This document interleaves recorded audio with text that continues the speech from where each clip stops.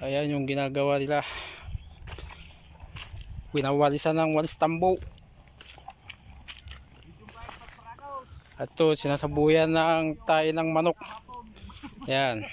Kung makikita nyo, yan yung sinasabuyan nila tayo ng manok. Ayan, yan. Tayo po ng manok yan. Yung sinasaboy.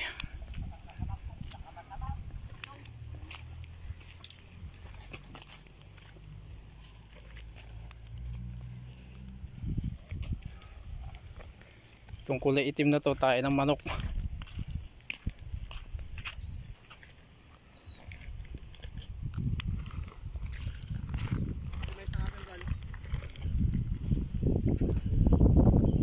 Ay, tayo ng manok.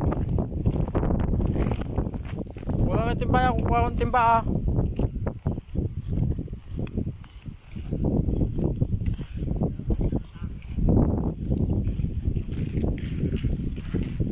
Ito naman yung tinatawag na tayo ng manok. Ayan, ito yung pinaka-fertilizer po nila.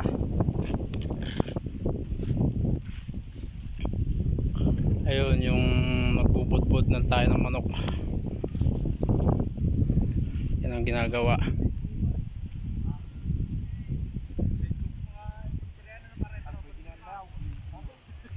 Ayan.